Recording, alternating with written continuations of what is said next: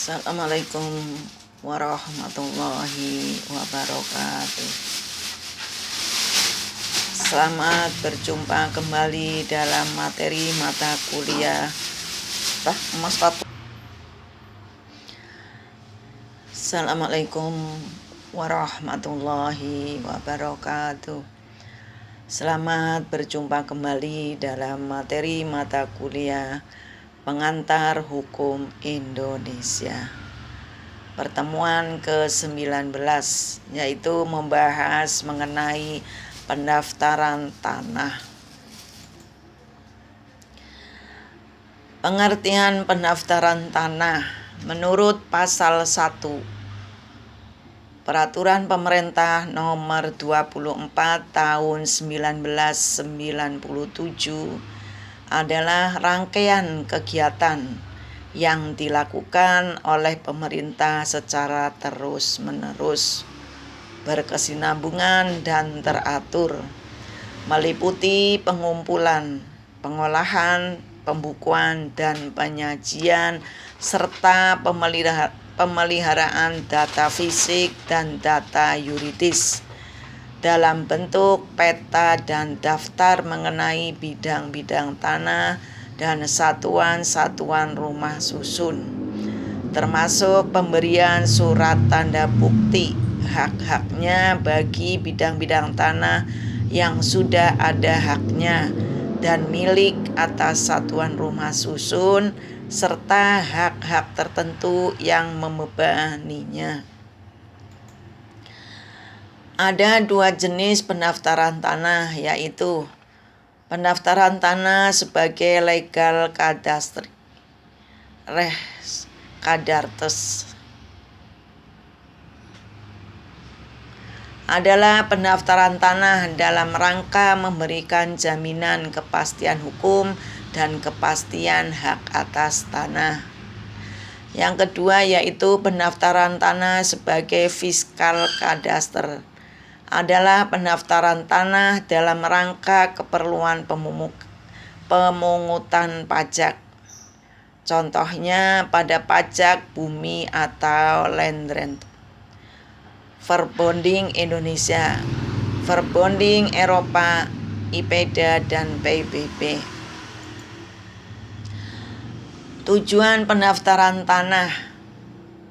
Tujuan pendaftaran tanah berdasarkan pasal 3 Peraturan Pemerintah Nomor 24 Tahun 1997 adalah untuk memberikan kepastian hukum dan perlindungan hukum kepada pemegang hak atas suatu bidang tanah, satuan rumah susun, dan hak-hak lain yang terdaftar agar dengan mudah dapat membuktikan dirinya sebagai pemegang hak yang bersangkutan, untuk menyediakan informasi kepada pihak-pihak yang berkepentingan termasuk pemerintah agar dengan mudah dapat memperoleh data yang diperlukan dalam mengadakan suatu perbuatan hukum mengenai bidang-bidang tanah dan satuan-satuan rumah susun yang sudah terdaftar, untuk terselenggaranya tertib administrasi pertanahan.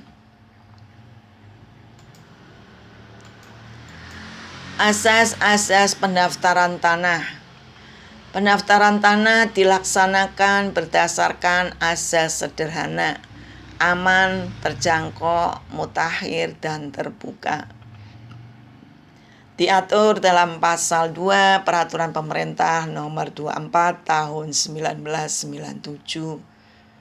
Asas aman. Dalam pendaftaran tanah perlu diselenggarakan secara teliti dan cermat, sehingga hasilnya dapat lebih memberikan kepastian hukum sesuai dengan tujuannya.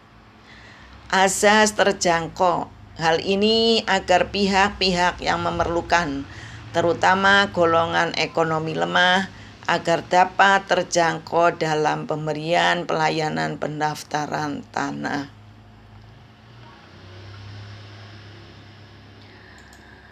Asas mutakhir.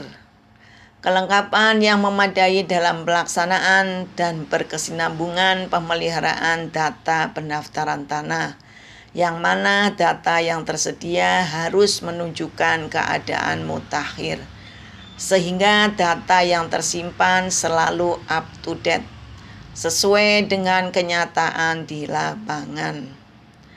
Asas keterbukaan hal ini agar masyarakat dapat memperoleh keterangan dalam hal penyelenggaraan pendaftaran tanah mengenai data yang benar setiap saat di kantor pertanahan. Demikianlah secara ringkas penjelasan mengenai pendaftaran tanah. Selanjutnya kalian bisa membaca di dalam deskripsi materinya. Terima kasih. Wassalamualaikum warahmatullahi wabarakatuh. Assalamualaikum warahmatullahi wabarakatuh. Selamat berjumpa kembali dalam materi mata kuliah pengantar hukum Indonesia, pertemuan ke-20, yaitu mengenai hak tanggungan.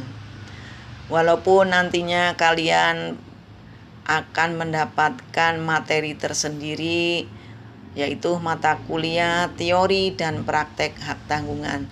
Di sini hanya sekedar pengenalan atau dasarnya saja. Hak tanggungan adalah jaminan atas tanah dan tidak termasuk gade. Kreditur hanya menguasai tanah dan rumah secara yuridis saja, berdasarkan Undang-Undang Hak Tanggungan. Debitur tetap merupakan pemegang hak atas tanah yang bersangkutan, yang menguasai secara yuridis dan fisik hak atas tanah tersebut. Ciri-ciri dan sifat hak tanggungan.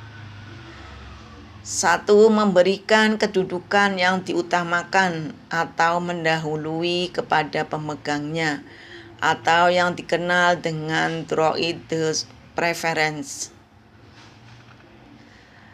Selalu mengikuti objek yang dijaminkan dalam tangan siapapun objek itu berada, atau disebut dengan droit de suite.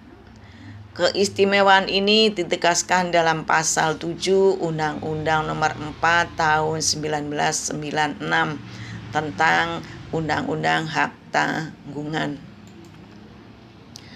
Memenuhi asas spesialitas dan publisitas sehingga dapat mengikat pihak ketiga dan memberikan kepastian hukum bagi pihak yang berkepentingan. Mudah dan pasti pelaksanaan eksekusinya. Dalam Undang-Undang Nomor 4 Tahun 1996 memberikan kemudahan dan kepastian kepada kreditur dalam pelaksanaan eksekusi. Sifat daripada hak tanggungan. Hak tanggungan mempunyai sifat hak didahulukan, yakni memiliki kedudukan yang diutamakan bagi kreditur tertentu terhadap kreditur lain, yaitu droit de préférence dinyatakan dalam pengertian hak tanggungan sebagaimana diatur dalam pasal 1 angka 1 Undang-Undang Nomor 4 Tahun 1996. Hak tanggungan mempunyai sifat membebani berikut atau tidak berikut benda-benda yang berkaitan dengan tanah.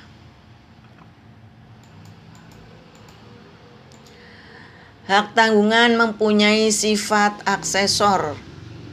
Hak tanggungan menurut sifat aksesor dijelaskan dalam penjelasan umum Undang-Undang Nomor 4 Tahun 1996 angka 8, menentukan bahwa hak tanggungan menurut sifatnya merupakan ikutan atau asesor pada suatu piutang tertentu yang didasarkan pada suatu perjanjian utang piutang atau perjanjian lain. Jadi hak tanggungan baru ada atau baru lahir kalau tidak ada perjanjian pokok. Perjanjian pokok bisa merupakan perjanjian utang piutang atau perjanjian lain. Hak tanggungan mempunyai sifat tidak dapat dibagi-bagi. Hak tanggungan mempunyai sifat tidak dapat dibagi-bagi menurut pasal 2 ayat 1 Undang-Undang Hak Tanggungan mengatakan bahwa hak tanggungan mempunyai sifat tidak dibagi-bagi. Artinya yaitu bahwa jaminan hak tanggungan itu tidak bisa dibagi-bagi. Kalau misalnya pelunasan utangnya belum selesai, maka jaminan tersebut masih tetap menjadi jaminan. Hak tanggungan mempunyai sifat dapat diberikan lebih dari satu hutang. Hak tanggungan dapat menjamin lebih dari suatu hutang dinyatakan dalam pasal 3 ayat 2 Undang-Undang Hak Tanggungan yang mengatakan bahwa hak tanggungan dapat diberikan untuk suatu hutang yang berasal dari satu hubungan hukum atau untuk satu hutang atau lebih yang berasal dari beberapa hubungan hukum. Proses pembebanan hak tanggungan. Tahap-tahap pembebanan hak tanggungan menurut pasal 10 dan pasal 15 mengatur bahwa tentang tata cara pemberian hak tanggungan secara langsung. Sedangkan pasal 15 mengatur tentang pemberian kuasa pembebanan hak tanggungan oleh pemberi hak tanggungan kepada penerima kuasa. Proses pembebanan hak tanggungan dilaksanakan melalui 2 tahap kegiatan, yaitu tahap pemberian hak tanggungan dengan dibuatnya APHT atau Akta Pemberian Hak Tanggungan oleh PPAT yang didahului dengan perjanjian hutang piutang yang dijamin. Tahap pendaftarannya oleh kantor pertanahan yang merupakan saat lahirnya hak tanggungan yang dibebankan. Nanti kalian pada saat semester 7 akan ada teori dan mata kuliah teori dan praktek hak tanggungan. Nanti kalian ada praktek mengenai APHT, SHM, dan SKMHT, surat kuasa membebani hak tanggungan dan surat hak milik. Demikianlah secara garis besar mengenai hak tanggungan pada pertemuan ke-20 ini. Selanjutnya kalian bisa membacanya di dalam deskripsi materi. Terima kasih. Wassalamualaikum warahmatullahi wabarakatuh.